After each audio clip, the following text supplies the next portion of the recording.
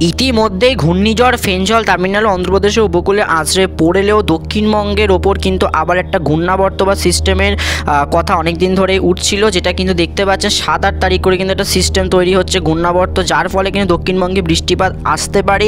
এর ফলে কিন্তু ফসল একটা ব্যাপক ক্ষয়ক্ষতির সম্ভাবনা রয়েছে, সেটা আপনারা বিস্তারিত আপনাদের জানাবো আপডেট অনুযায়ী এবং জানাতে থাকবো। বর্তমানে দেখতে পাচ্ছেন যে পশ্চিমে দক্ষিণবঙ্গে যে জেলাগুলো রয়েছে সেখানে কিন্তু একটা বৃষ্টিপাতের সম্ভাবনার কথা রয়েছে, কারণ এই মেঘটা কিন্তু আস্তে আস্তে ঢুকছে ফেঞ্জলের যে মেঘটা সেটা কিন্তু আস্তে আস্তে ঢুকছে।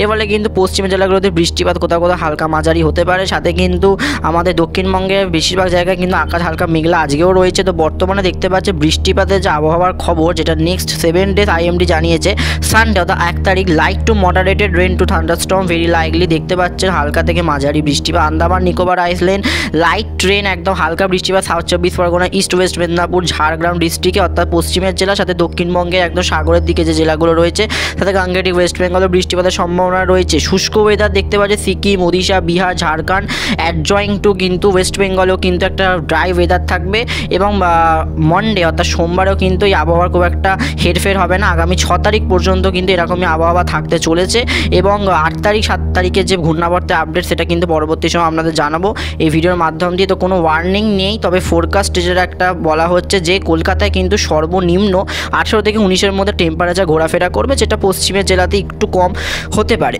এবং ফিশারম্যান আমাদের মৎস্যজীবী ভাইদের জন্য নতুন করে ওয়ার্নিং যেটা কথা বলা হয়েছে, নেক্সট 5 ডেজ কিন্তু তাদের এখন সাগরে কোনো রকম কিন্তু মাছ ধরতে যাওয়ার জন্য নিষেধাজ্ঞা জারি করেছে আলিপুর আবহাওয়া দপ্তর। কোনো রকম কিন্তু এখন মাছ ধরতে যাওয়া যাবে না, কারণ সেটি নিম্নচাপ হিসেবে অবস্থান করছে, তো এটা ঝোড়ো হাওয়ার সাগরের ব্যাপার। তো একটু দেখা যাক, ফেঞ্জলকে অবজার্ভ করা যাক। দেখতে পাচ্ছেন যে ইতিমধ্যে কিন্তু ঘূর্ণিঝড় ফেঞ্জল আছড়ে পড়েছে রাত্রিবেলায়, এটা কিন্তু একটি সুস্পষ্ট নিম্নচাপ গভীর হয়ে অবস্থান করছে।